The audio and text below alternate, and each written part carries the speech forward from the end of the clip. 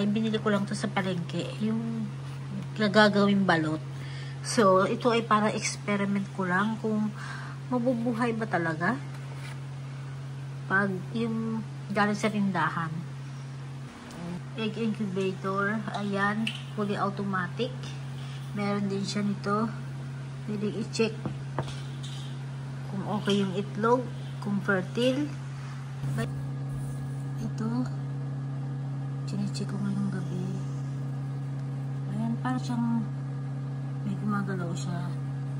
Ayan, mabuhay. Sana nga lang mag-isa namin.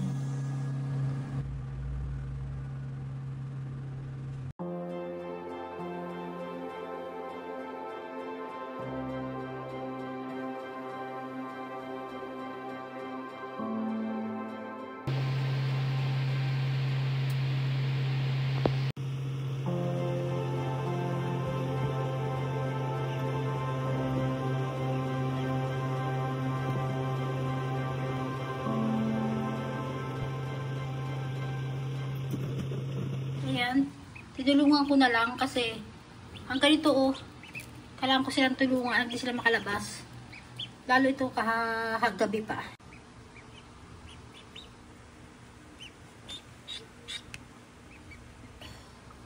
Ayan.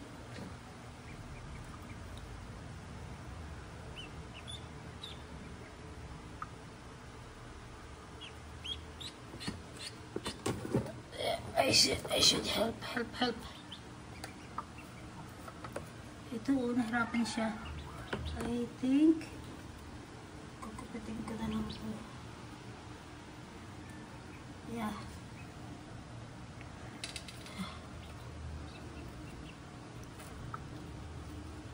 Dito ko muna siya ilalagay. Kasi, nanghihina siya. Ito,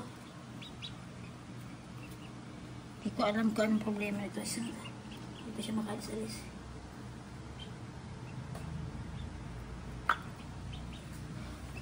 Takot kasi ako ng perusahin kasi baka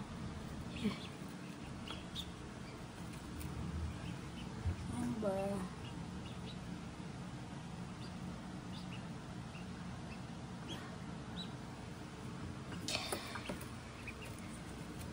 Nahirapan siya eh.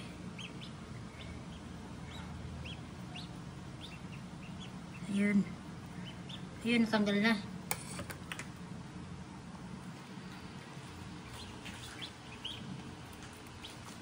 Ito na ang aking hindak na nabuhay. Ayan. Ayan na sila. Malalaki. Nasa maliit lang nalagayin mo na sila. Then, I think Saturday, ililipat ko sila sa farm. Ayan. Ito yung first batch na napisa. Then, ito sa kabila, yung second batch. Ito na.